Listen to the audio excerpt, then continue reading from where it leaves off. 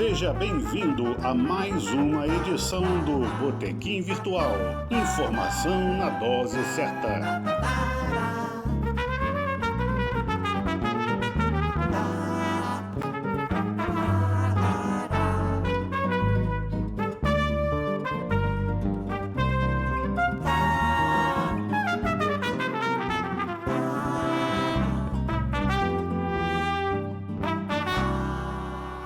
Olá, amigos e amigas do Botequim Virtual. Estamos de volta. Mais uma semana aí de batalha. Muita coisa acontecendo. Coisas boas, mas também coisas lamentáveis, como o número de mortes que nós estamos tendo no país pela Covid. Na contramão do mundo, mais uma vez, né? Estamos nos notabilizando pelo descaso, pela rejeição à ciência, mas, enfim, temos que olhar para frente e ver o que podemos fazer com o que está acontecendo. E uma desses limões que a gente tem que transformar numa limonada é o que está acontecendo com o nosso pré-sal, porque ele tem uma dimensão muito maior do que está sendo passado e estão sendo feitos leilões e outras ações que põem em risco a nossa soberania sobre essa riqueza. Por isso a gente trouxe a Patrícia Layer, que é geóloga, ela é funcionária da Petrobras e também ela é vice-diretora de comunicação da AEPET, Associação de Engenheiros da Petrobras, que é uma instituição que está fazendo 60 anos agora e se caracteriza por defender a Petrobras dessas ameaças que sempre existiram, desde a criação, desde a campanha do Petróleo é Nosso. A ideia da nossa soberania energética é colocada em xeque pelas forças aí que estão na contramão do desenvolvimento do Brasil. Hoje eu tenho aqui comigo o Randolfo de Souza, o Luiz Antônio dos Santos, a Alana Gandra, o Rodrigo Otávio e outros companheiros aqui, sócios do nosso botequim, estão chegando, né? Como é um botequim, vocês sabem que cada um vai chegando e saindo e degustando aqui nossas informações. Tá bom? Então, a gente dá boas-vindas para a Patrícia, para os colegas, e seja bem-vinda, Patrícia. Muito obrigada, é um prazer estar aqui com vocês, tá? É realmente uma alegria, né, para mim, que participar de um evento desse, onde eu espero que eu consiga passar para vocês um pouquinho da grandiosidade que é o pré-sal, e a gente sabe que a grande mídia sempre subestimou o pré-sal e não tem feito um trabalho de conscientizar a população brasileira da importância dessa província para o nosso país. Pode ser um diferencial total ou não, né? Alana? Queria saber, Patrícia, a gente está vendo um processo de esvaziamento da Petrobras muito grande, que o colega ali, Luiz Antônio, lembrou que já vem desde né? Enfim. E quais são os riscos que pode trazer para o pré-sal? Então, vamos falar um pouco como é que se deu esse esvaziamento, né? Porque a Petrobras, em 2015, ela era uma empresa com todos os segmentos da indústria do petróleo, né? Ela tinha a exploração e produção de petróleo e gás natural, ela tinha o segmento do refino, transporte e comercialização de petróleo, que incluía também a petroquímica. Ela tinha o segmento de gás e energia, que incluía as indústrias, as fábricas de fertilizantes, né, que agregam valor na cadeia do gás natural. Tinha o segmento de distribuição, com a BR Distribuidora, distribuindo os derivados de petróleo, e com a Liquigás, distribuindo botijão, né, de gás de cozinha para a nossa população. E tinha ainda os renováveis, dentro da PBio, né, os renováveis são representados pelo etanol e pelo biodiesel. E o biodiesel teve uma história muito bonita no Brasil, ligada à agricultura familiar. Então, a Petrobras era isso. Então, quando assume o Pedro Parente, em maio de 2016, essa é a Petrobras que ele encontra. E o que a gente tem hoje, né? Hoje em dia, após o governo Temer, com as gestões do Pedro Parente e do Ivan Monteiro, e depois essa gestão do Castelo Branco, começando em 2019 e até agora, né, semana que agora está essa discussão se ele vai ser substituído aí pelo mais um militar, né? O que acontece? A gente teve uma destruição muito grande da Petrobras. A ABR, que era a nossa cara, nossa marca, foi vendida, né? Foi entregue o controle. A gente ainda detém uma parte aí das ações, mas foi uma situação completamente inusitada. Você não tem nenhuma outra petroleira grande no mundo que tenha entregue a sua área de distribuição, né? É uma coisa completamente equivocada.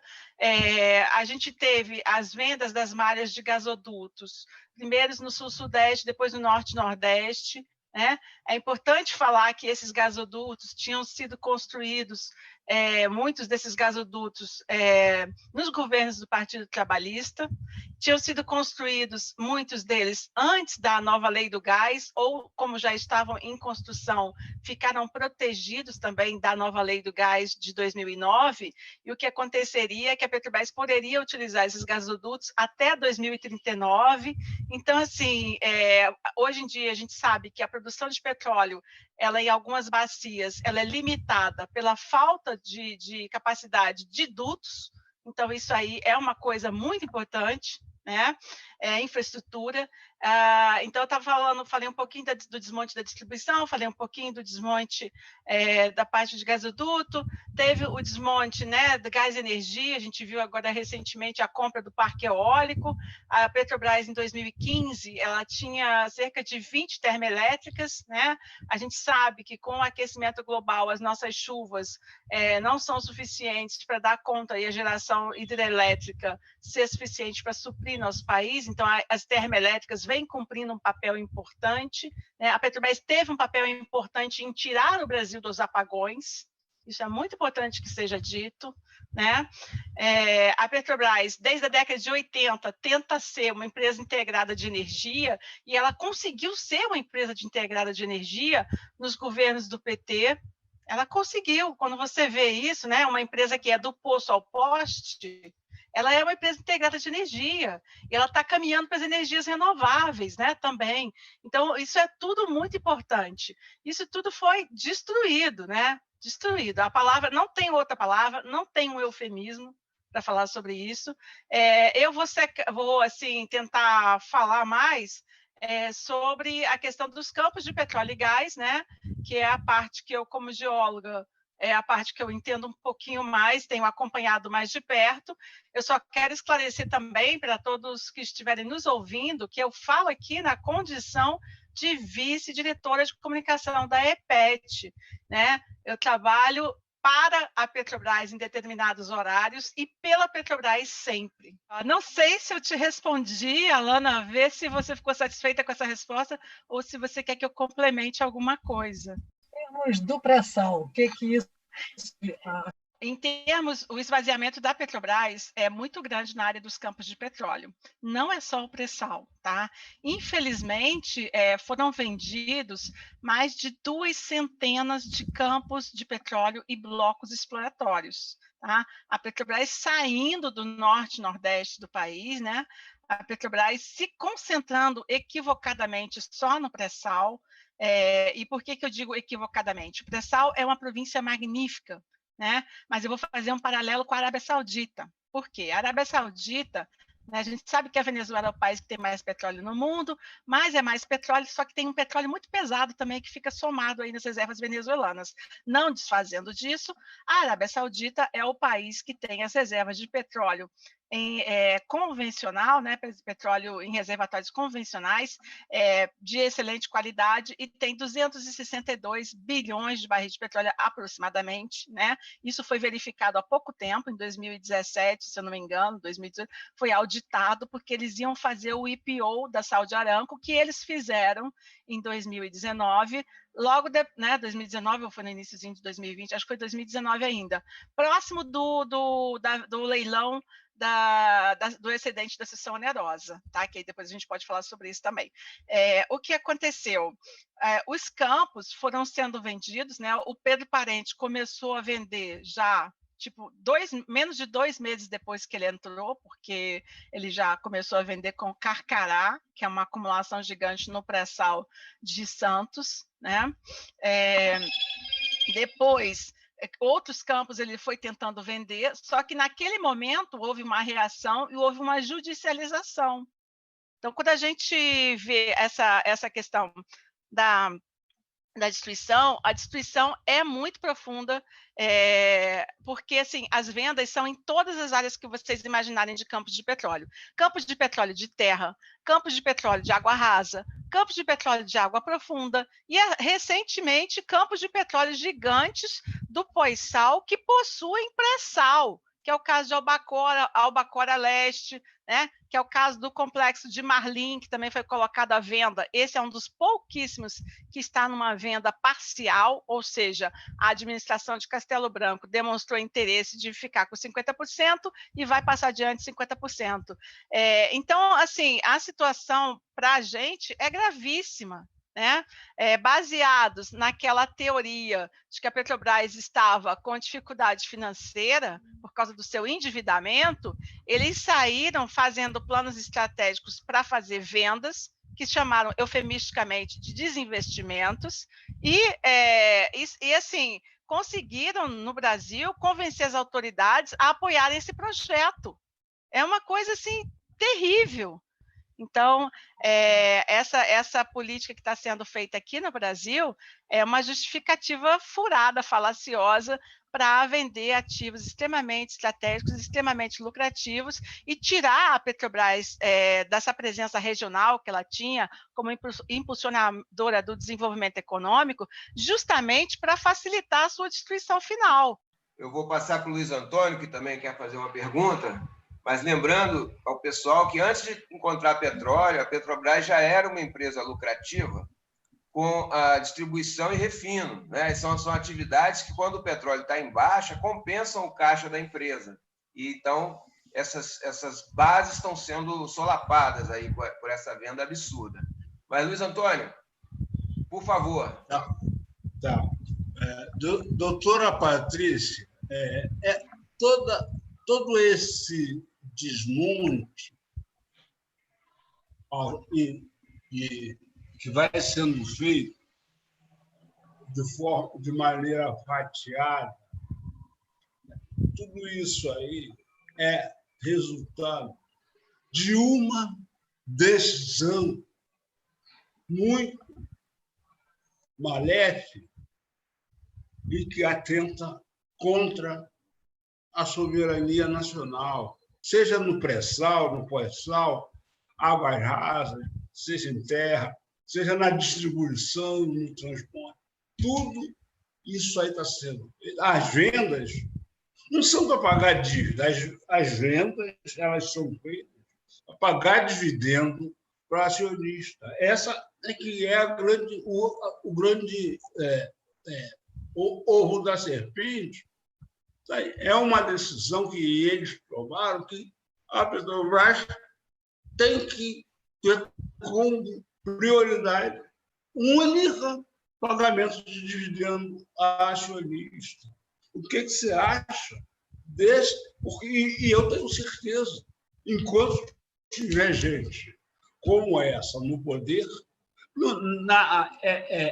essa prioridade, pagar dividendo, vai continuar, infelizmente. Era sobre isso que eu gostaria de ouvir um comentário seu. Com certeza. Eu concordo bastante com você nessa questão. Ao invés de fazer um investimento produtivo, né? Porque o que acontece? A Petrobras sempre fez um investimento produtivo no Brasil, né? Quando você pega os investimentos da Petrobras, eles aumentaram muito a partir de 2003, né? E a partir da crise de 2014, você tem uma redução do investimento da Petrobras, né? E hoje em dia, uma redução muito grande, uma redução muito drástica. E sempre foi o quê? Essa mudança, né? Essa tomada pelo mercado. O mercado tomou a Petrobras. Né? E a Petrobras, tomada pelo mercado, ela vai justamente querer fazer o quê? Querer pagar, privilegiar o pagamento de dividendos para acionista. Por exemplo, ano passado, com a pandemia, teve empresa que simplesmente cancelou o pagamento de dividendos, né? Teve, a gente, isso seria uma coisa para se questionar, né?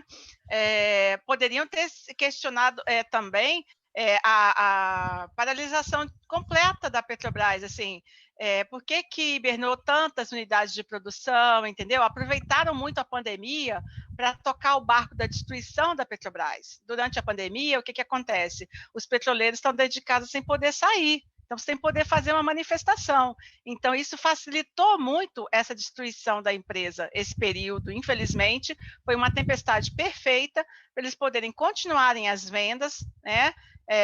E a gente não poder se manifestar nas ruas, que seria muito desejável, porque a população, ela vendo o que está acontecendo, ela tendo conhecimento do que está acontecendo com a Petrobras, eu tenho certeza que a reação da população será outra, né? Porque essa é uma companhia que, fazendo seu investimento produtivo, o que acontece? Ela traz um outro investimento indireto também. Para cada 1 bilhão que a Petrobras investia, e isso não sou eu que digo, é um estudo da FGV, do começo da década de 2000, que se fosse atualizado para o pré-sal e para o que o pré-sal fez depois da economia, eu tenho certeza que eles iam chegar a um valor maior ainda. Mas o estudo da FGV falava em coisa do seguinte, falava que para cada 1 bilhão que a Petrobras investia, 1,5 bilhão surgiam indiretamente, né? Então, e isso tudo se traduzia também em dezenas de milhares de empregos. E a gente vê o quê? Né? A partir de 2014 para cá, você vê uma crise muito grande no setor de emprego. A gente assistiu com o golpe que derrubou Dilma, uma uberização do trabalhador, com a implantação das reformas do Temer, né? Uma uberização, uma precarização muito grande do trabalhador. O trabalhador que não estava no Uber, né, estava no iFood, porque não tinha carro e estava de bicicleta no iFood. Essa é a situação do trabalhador brasileiro, né? O trabalhador que tinha tido carteira assinada, né, que estava na indústria naval, estava acompanhando e crescendo junto com a economia brasileira, esse trabalhador foi parar na rua, desempregado, e teve como opção ir para o Uber ou ir para o iFood. É isso que aconteceu, né? Então, assim, essa é uma realidade muito triste, e os estrangeiros estão lucrando com as vendas de todas as formas que vocês imaginarem. Por exemplo, o banco, geralmente um banco estrangeiro, mas pode ser também um banco nacional, é contratado para auxiliar a Petrobras numa venda específica. Então, quando você vai na página Investidor Petrobras e clica lá nos teasers, você pode ver, por exemplo, um banco qualquer, tipo o Bank of America, Merrill Lynch, está ajudando a Petrobras a vender um determinado ativo, né? Aquele ativo é vendido, algumas vezes é alguma empresa nacional, mas muitas vezes é uma empresa internacional que cria ali uma subsidiária, né? E está adquirindo aqueles campos de petróleo e vai, então, gerir aqueles campos de petróleo e gerar riqueza para o país sede daquela multinacional. Então, assim, o que a gente está vendo realmente é muito ruim para a sociedade brasileira. E o que chamou, né, essa atenção dos abutres para dentro do Brasil? Foi o pré-sal.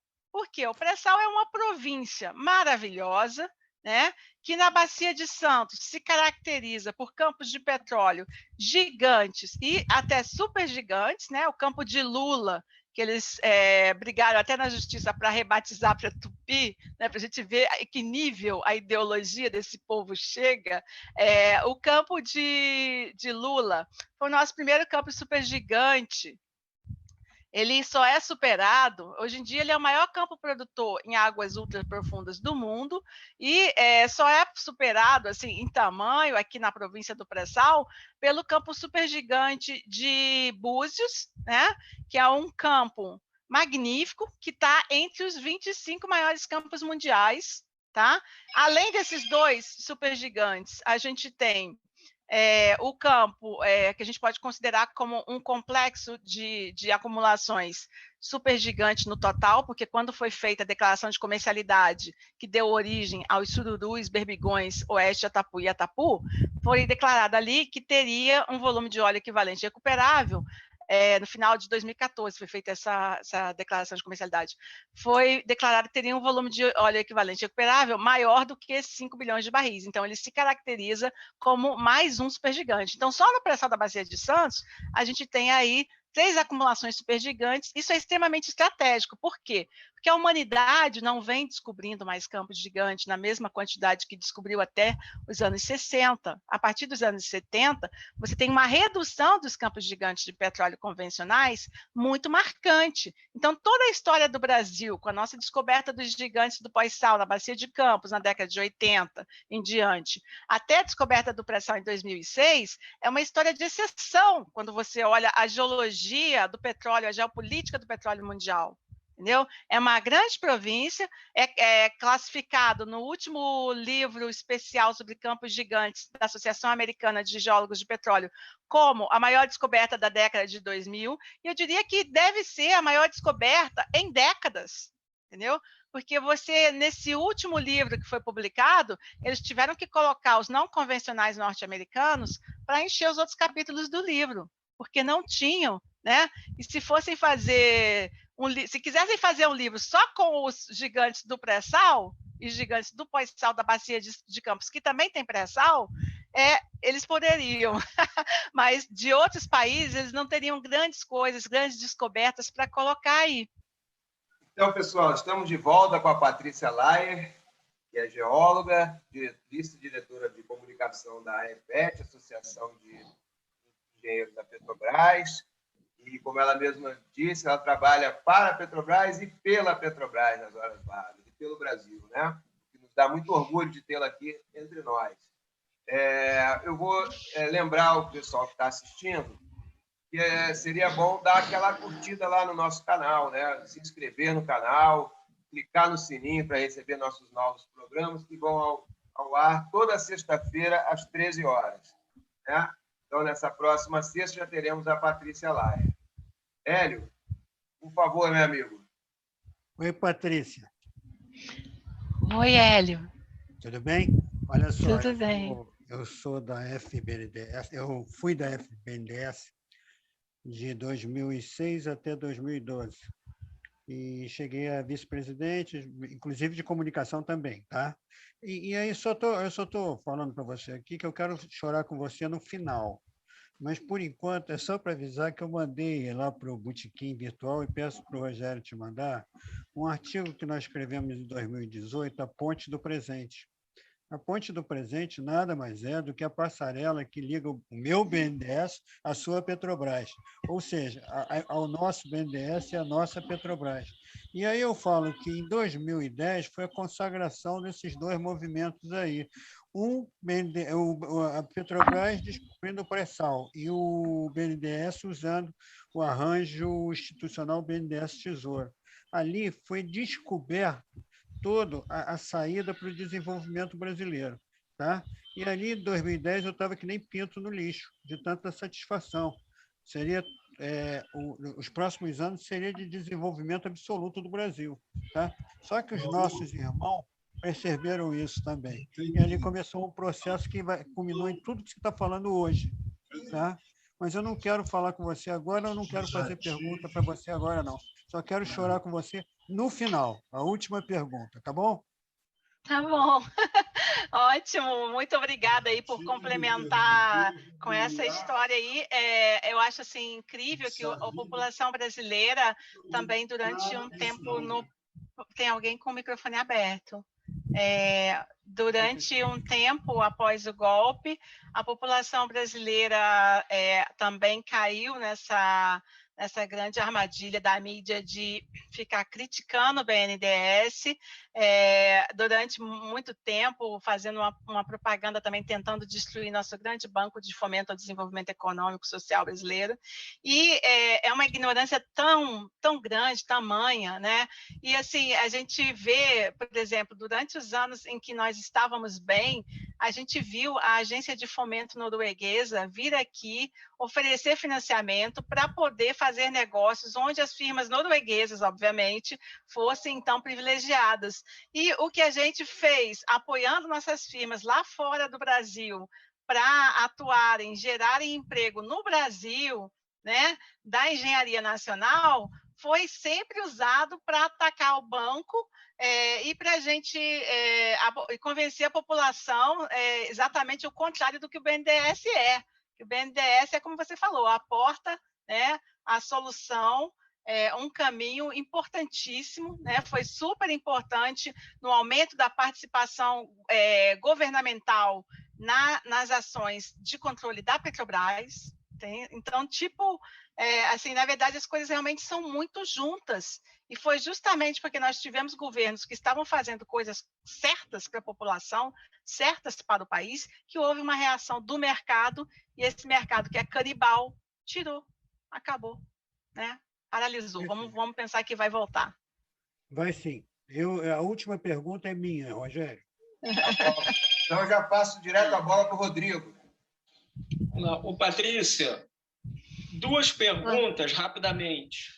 Uma, passado, presente, e a outra, a gente olhando o futuro.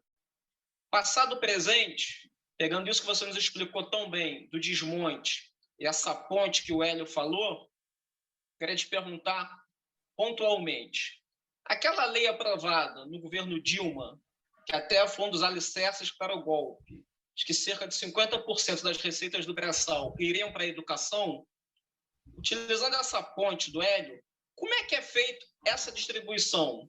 A Petrobras, o que ela recebe, ela passa para as prefeituras ou para o Ministério da Educação para ser carimbada para a educação?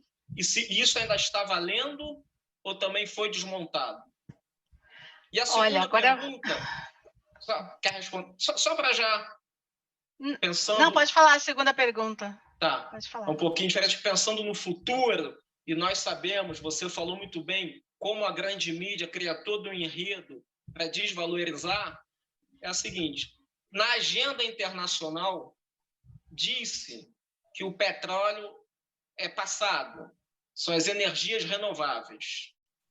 Então, em quanto tempo isso vai de fato ser aplicado? E nós que temos esse campo enorme, essa província enorme, como você fala, do pré-sal, essa província dá para nos fazer grandes também nas energias renováveis? Nós temos condição de mantermos esse arsenal natural transformado em riquezas? Tá, então, vamos responder por partes. A primeira pergunta, eu não tenho uma resposta para o que você falou, porque depois do golpe que derrubou a Dilma, nós tivemos várias tentativas do Congresso de mexer no Fundo Social, né? De mexer na destinação dessas verbas. A lei original determinava o seguinte, que 75% das verbas iriam para a educação e 25% para a saúde. Ou seja, se isso fosse mantido, se a lei original fosse mantida, nossos problemas com o desenvolvimento teriam fim, né? Porque esse seria um investimento muito grande e em pouco tempo a gente teria o retorno desse investimento na sociedade, né? Agora, eu realmente não acompanhei muito bem essa questão, porque a gente estava com outra ameaça muito grave nos anos de 2017, 2018, 2019, que era uma ameaça ao excedente da seção onerosa. O que eu quero explicar só um pouquinho sobre essa questão do excedente, que é uma questão fundamental. A Dilma fez uma reunião no dia 24 de junho de 2014 do Conselho Nacional de Política Energética, onde ela própria presidiu a reunião, e ali foi debatida a contratação direta da Petrobras para produzir o excedente da seção onerosa, ou seja, aquele petróleo descoberto que estava a mais do que foi contratado no contrato da seção onerosa, onde foi contratada a produção de 5 bilhões de barris de petróleo em 6 áreas definitivas, tá? Que deram origem aos campos de Búzios, Itapu, aos campos de norte e sul de Berbigão, norte e sul de Sururu e Atapu, Sépia, aos campos de sul de Lula, sul de Sapinhoá, né? E, deixa eu ver se eu não esqueci ninguém, acho que não, acho que já falei todas as áreas. Pois bem, ela fez essa reunião e a lei da partilha, naquela época, ainda era original. O Serra deu entrada no projeto dele de modificar a partilha e tirar a preferência da Petrobras, a exclusividade da Petrobras como operadora única, justamente falando que a Petrobras, coitadinha, estava em dificuldade financeira, não conseguia arcar, precisava de ajuda, né? Então, o Serra foi lá e fez isso em 2015, 2016. Logo depois do golpe, ele conseguiu a aprovação dessa mudança na partilha, eu acho que em novembro de 2016. Então, essa é uma questão do excedente que é uma questão muito importante. Por quê? Porque esses campos da cessão onerosa são grandes campos que o governo tentou, né, através da lei da cessão onerosa, fazer uma certa justiça à Petrobras, porque as multinacionais podiam ter ido atrás do pré-sal. Afinal de contas, não tinha monopólio, né? Aquela maravilha. Cadê o investimento das multinacionais? Foi parar onde? Na verdade, ele não houve, né? Não veio. Elas ficaram sempre a reboque da Petrobras. Foi a Petrobras, como operadora, que bancou a aposta do pré-sal, foi lá e descobriu. Isso é muito bem contado pelo diretor Estrela, né? Nosso grande diretor de exploração e produção. Então, a questão da cessão onerosa, o que aconteceu? Logo depois que a Dilma ganhou o segundo turno em cima do Aécio, né, que o Aécio falou, né, começou com toda a questão do golpismo, o ministro do TCU, o ministro do TCU, o José Jorge Vasconcelos Lins, né, que foi ministro de Minas e Energia no governo FHC, no segundo governo FHC, 2001-2002, ele é ligado ao PFL, mas sempre foi da equipe tucana, né? O que ele fez? Ele pediu revisão do processo da cessão onerosa e, por tabela, ele paralisou a elaboração dos contratos da contratação da Petrobras para a produção desses excedentes nessas áreas que eu falei, e ficou, então, aquilo ali paralisado, né? Foi um movimento do xadrez, né? Do nosso petróleo. O que aconteceu? Logo depois que Bolsonaro assume, né? O ministro de Minas e Energia, o almirante Bento Albuquerque, no dia 28, se eu não me engano, de fevereiro de 2019, faz uma reunião extraordinária do Conselho Nacional de Política Energética e, de uma canetada só, ele anula aquela resolução lá atrás da Dilma, tá? Da Dilma não, do Conselho Nacional, presidido pela Dilma na época. Ele anula aquela resolução e coloca, então, os blocos, libera a ANP para fazer o leilão dos blocos, seguindo toda a orientação do Guedes, porque o comando da história nunca esteve na mão do militar, o comando da história está na mão do mercado. O militar é só mais um ator nesse cenário, onde quem comanda são as grandes multinacionais de petróleo e gás, são os governos dos países que são os países mentores do golpe, né? A gente agora não tem provas materiais para falar do envolvimento dos Estados Unidos aqui no golpe, mas a gente já tem provas da espionagem que rolou em cima do pré-sal, em cima da Dilma, né? E tudo isso é o que desencadeou nessa situação que a gente está vivendo hoje.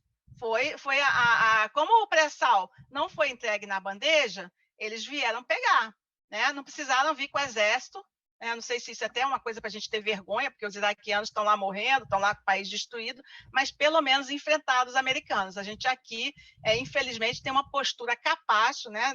Em uma grande parte, né? Infelizmente, uma postura conivente com isso. Mas o que aconteceu? O ministro foi lá, deu uma canetada, anulou e houve, então, a perspectiva de ter o leilão do excedente em novembro de 2019. Antes disso, o José Carlos Aleluia, deputado federal do DEM da Bahia, já tinha proposto, né, pegar essas áreas da cessão onerosa, o que era complicado, porque ele estava indo em cima de um ato jurídico perfeito, então a própria legalidade, ilegalidade, constituição... Sabe, esse projeto do Aleluia era mais complexo, acabou ficando paralisado lá no Congresso. É claro que a esquerda também trabalhou para não deixar isso ser votado e tal, mas esse projeto do Aleluia acabou ficando meio que parado. O Aleluia também não se reelegeu, o povo baiano deu o que ele mereceu na urna, né? E aí a gente ficou, então, só com o ataque por dentro do próprio governo, que o governo, obviamente, ao colocar o alto comando, o alto escalão da Petrobras, o governo está dentro e está fora, né? O Guedes está dentro e está fora. Castelo Branco é o seu emissário dentro, né? Aquele que foi demitido recentemente aí do RH por fazer uma negociação estranha com as ações, Cláudio Costa, né? também estava dentro, né? Esse pessoal todo é o quê? É janelado, é colocado pelo governo Bolsonaro dentro da Petrobras. E não tem histórico nenhum de atividade produtiva dentro da Petrobras. Muito diferente de um Dutra, né? De um Estrela, das pessoas que realmente estiveram, né, no comando da Petrobras há pouco tempo atrás e que ajudaram a construir uma empresa ainda maior do que o Brasil já tinha e que agora está sendo destruída. Mas aí, o que aconteceu? O leilão da sessão onerosa era o assunto que me preocupava. Era o grande assunto que me preocupava, porque eu via a hora, né, dos gringos realmente meterem a mão no melhor campo, que é Búzios, e num grande campo, por exemplo, que é Sépia, que é um campo com volume de oil in place declarado no sumário da ANP de 5 bilhões de barris de petróleo. Então, é um campaço, não é um campo que você encontra por aí, entendeu? Também os campos lá da área em torno de Ara, que deu origem aos Sururus, Berbigões e Atapu, esses campos do entorno também são, como eu falei, junto com os campos do Miolinho, que são, na verdade, são 3 acumulações físicas, né? Berbigão, Sururu e Atapu, que foram divididos em 8 campos por questão dos regimes diferentes aí. Um é concessão e outro é cessão onerosa. Então, quando foi em novembro, por que o leilão foi bom para a gente e foi ruim para o mercado? Por que o mercado não gostou? Bom, porque quando a gente chega no leilão, existia a perspectiva do leilão, do IPO da Saudi Aramco. E o IPO da Saudi Aramco, por mais que o pré-sal seja uma grande província, tenha esses grandes campos que a Petrobras descobriu, né? A Saudi Aramco, como eu falei para vocês, tem 262 bilhões de barris de petróleo, fez um IPO, acho que vendendo 5%, uma coisa pequena. E antes de vender, ainda deu uma ordem interna lá para a galera que tem dinheiro, para a nobreza saudita, comprar as ações. Eles foram para o IPO, né, com a ordem de comprar, ou seja, mantenham isso em casa. Não é para dar para gringo, a gente precisa investir a questão e vocês vão manter isso em casa. Então, aconteceu o nosso leilão um pouco antes dessa questão da IPO, então muitas firmas provavelmente estavam se preparando para o IPO da Saudi Aramco, e além disso, a EPET, as federações sindicais, alguns sindicatos entraram com ações na justiça para mostrar a insegurança jurídica desse leilão do pré-sal, né? E é uma insegurança real. Por quê? Houveram coisas estranhas. Por exemplo, quando a ANP vai fazer um leilão, ela faz um seminário técnico. No seminário técnico desse leilão em específico, foram apresentados aos gringos que vieram predispostos aí a comprar, a participar do leilão, os planos de desenvolvimento de Búzios, Sépia, Atapu e Itapu. Esses são documentos confidenciais da Petrobras, né? Quando você vai no site da ANP e você vai na página de planos de desenvolvimento e quer ver um sumário exploratório, que é um resumo disponibilizado para toda a população brasileira pela ANP, você tem um problema muito sério. Tem campos que foi declarada comercialidade pela Petrobras em 2014 que ainda não estão com seu sumário pronto lá para que você e eu possamos ver quais são os volumes, qual o volume de oil in place daquele campo. Isso não está lá, né? Então, as ações que foram dadas entrada na justiça, elas também demonstraram para os gringos que eles podiam estar comprando uma coisa que ia ser questionada no futuro. Então, a Petrobras acabou conseguindo comprar, ganhar o leilão, né? Com 90%, com a participação em Búzios, 90%, com mais os chineses com 10%, né? E a Petrobras também foi em Itapu, e as outras 2 áreas, né, não houve leilão dessas outras 2 áreas. A gente espera, né, fica aí temeroso, preocupado com o futuro dessas outras 2 áreas, porque são muito importantes, como eu já falei. Durante a gestão de Pedro Parente, ele já começou a vender Iara, né? Ele fez aquela parceria com a Total, onde ele vendeu a operação, ele entregou a operação do campo Lapa para a Total, né? E, se eu não me engano, 35%, um percentual, tá? E mais a operação, porque Lapa é um campo de concessão, então ele não precisava que a lei do pré-sal fosse modificada para ele fazer isso. E ele também entregou um percentual, acho que de 22,5% da área de Iara, que inclui Berbigão, Sururu e Oeste de Atapu. Então, assim, a internacionalização, a privatização, né, do pré-sal, ela vem acontecendo aí num ritmo muito terrível. Essa é a minha resposta à sua primeira pergunta, né? Uma coisa muito importante, a união, né? O TCU, a Procuradoria. O que acontecia naquela proposta da Dilma lá atrás? A União levava em torno de 50% em óleo-lucro, em excedente do óleo-lucro. Tá? Então, o que a Petrobras tinha proposto para a União lá atrás era um negócio melhor para a União do que foi o resultado desses leilões, onde os números, os valores foram bem mais baixos. Tá? O importante é que ficou com a Petrobras, isso sem dúvida é bom. Agora, o Sindicato dos Petroleiros do Rio de Janeiro, por exemplo, manteve a sua ação por entender que a gente tem ainda uma fragilidade muito grande e coisas estranhas, né, que aconteceram. Quer ver uma outra coisa que mostra a falta de transparência? O termo aditivo do contrato da cessão onerosa nunca foi disponibilizado naquela época do leilão. E esse termo aditivo é extremamente importante. Olha, quando a Petrobras assinou o contrato, ela botou na página. Se você ia lá na página, o contrato mesmo da cessão onerosa de 2010, você ia lá na página em setembro e você via o contrato lá. Então, tem muitas questões aí que suscitam investigações, né, que suscitam curiosidade, que precisa ser saciada da população brasileira para entendê-las e para ver que elas ocorreram de forma regular, porque isso não está claro para todo mundo. Tá bom? Em relação à pergunta sobre o fim do petróleo, gente, isso é outra conversa para boi dormir. O Serra também usava essa conversa para boi dormir. Vamos tirar logo tudo lá de baixo, porque senão não vai ter valor daqui a pouco. Isso não é verdade. Por favor, vamos lembrar um pouco da questão do carvão, primeira revolução industrial, as máquinas a vapor e a descoberta do petróleo, e o petróleo com a combustão interna substituindo o carvão em grande parte. O que a gente tem hoje? Vamos fazer um salto para hoje. A gente tem o carvão ainda sendo utilizado em muitos países, porque simplesmente são países que têm acesso ao carvão, e não precisam de energia, porque nós temos um link direto entre a energia que a sociedade é capaz de produzir e a geração de riqueza para essa mesma sociedade, né? O produto interno bruto que ela consegue gerar. Tá?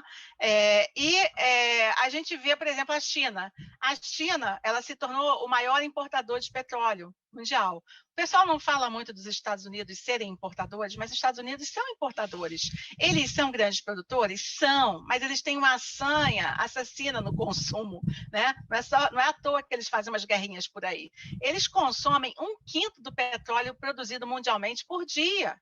Gente, durante toda essa crise, eles continuaram aumentando um pouquinho o consumo dele. O consumo deles aumentou pouco, mas aumentou.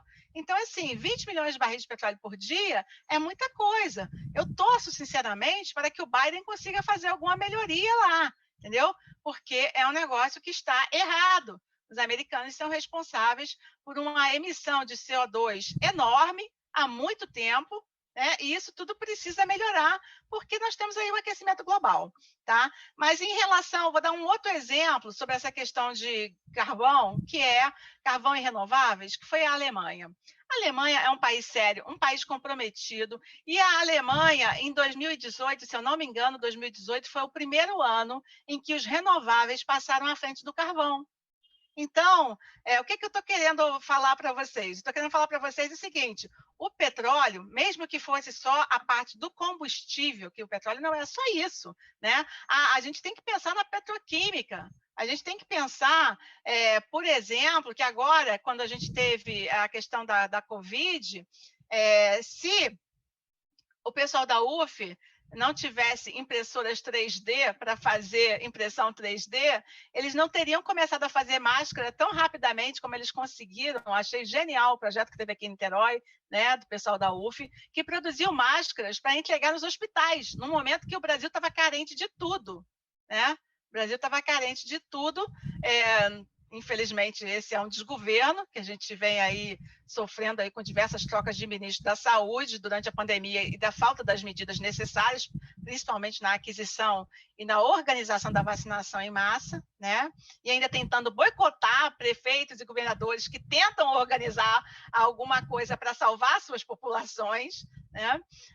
Mas a UF, por exemplo, usou impressora 3D. A matéria-prima que você usa para fazer uma impressão 3D vem do petróleo. Então, assim, petróleo, quando a gente fala em petróleo, a parte de fertilizante, Brasil, grande produtor agrícola, por que que a gente não consegue fazer com que fertilizantes sejam nacionais e por que que a gente não consegue fazer com que a Petrobras se mantenha no ramo de fertilizante? Essa é uma área que foi privatizada 2 vezes, assim como a petroquímica.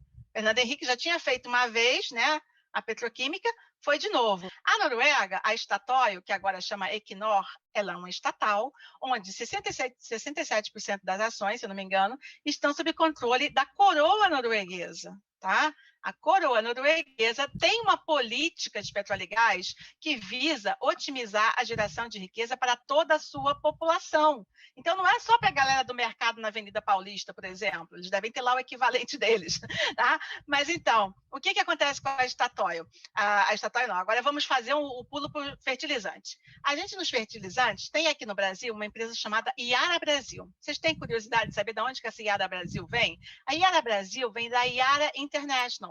E a Yara International, pasmem vocês, é uma empresa norueguesa que teve origem lá no mesmo grupo Norsk, da onde também tem origem a Statoil, entendeu? Porque a Statoil foi criada pelo governo em 72, mas depois ela se fundiu com a parte da Norsk, que era a Norsk Petroleum, no decorrer da história da Statoil.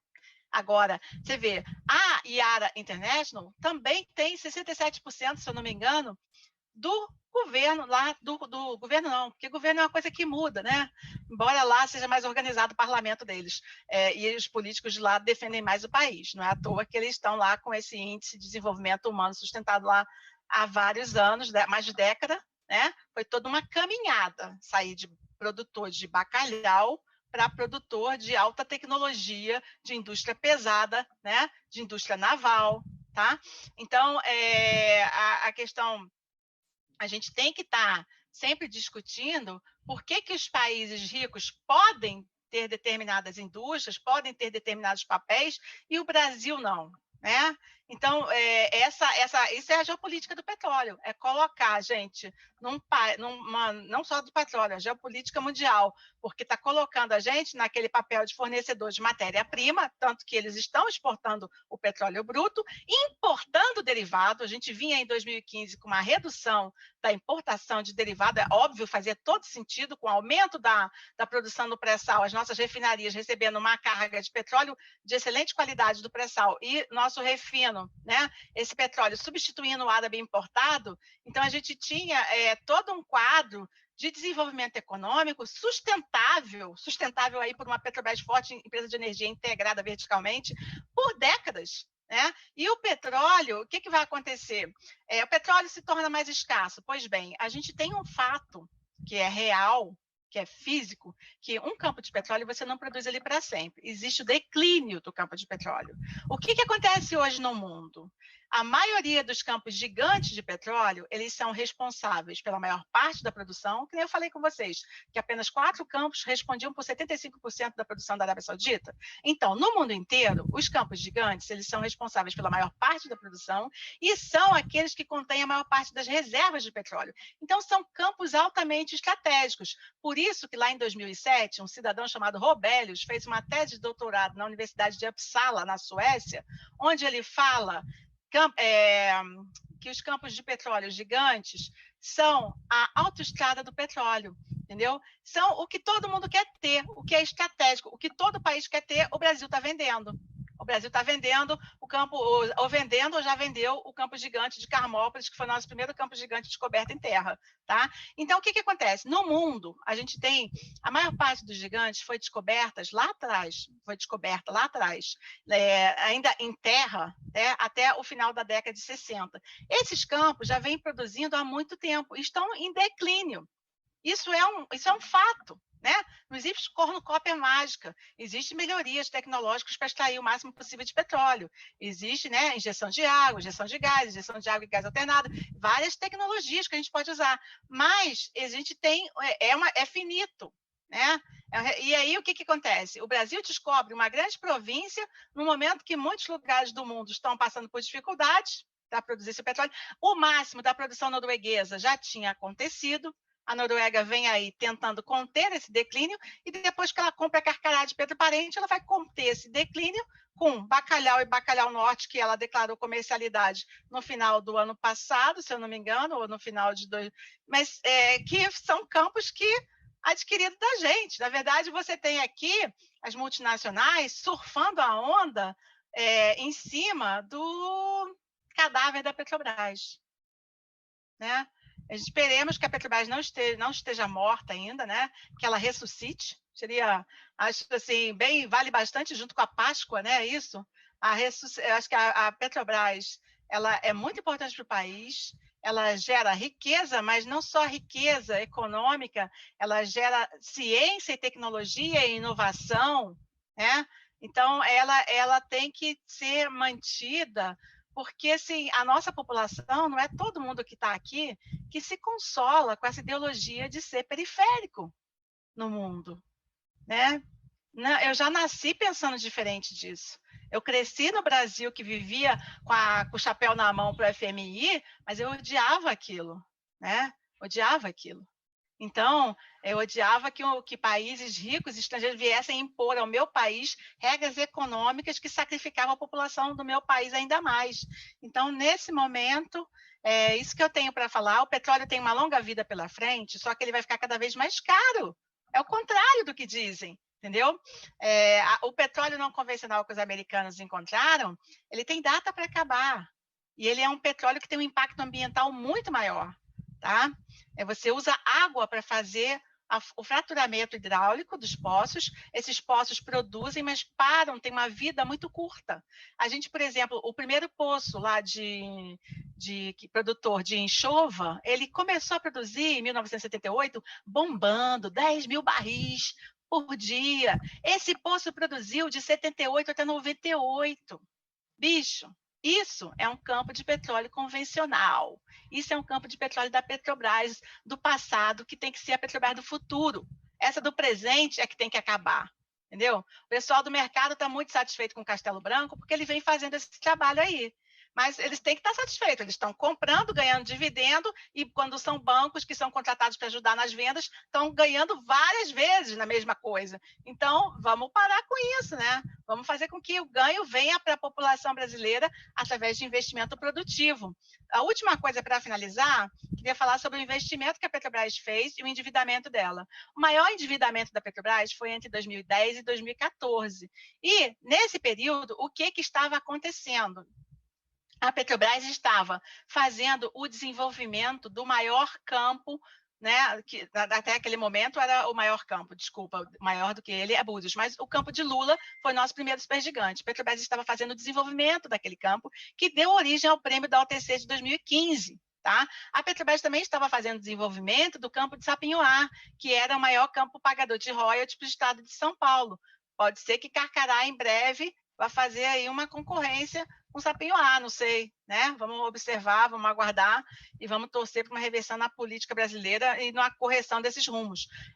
Mas a gente tem que mostrar que a Petrobras vinha fazendo investimento produtivo, tá? Porque a mídia e a Lava Jato construíram uma história da Petrobras saqueada, da Petrobras roubada, né? E que não foi nada disso, na verdade. Na verdade, não que não tenha ocorrido, não que não merecesse investigação, mas o que tinha que ter havido aqui era um processo sério, como houve, por exemplo, com a Volkswagen, quando teve o escândalo do diesel na Volkswagen, certo?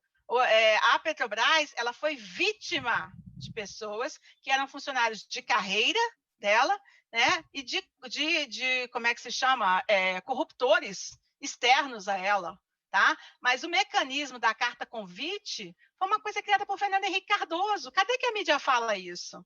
Entendeu? Até o Cunha sabe disso. Antes de ser preso, logo depois de ser preso, ele andou falando sobre isso. né?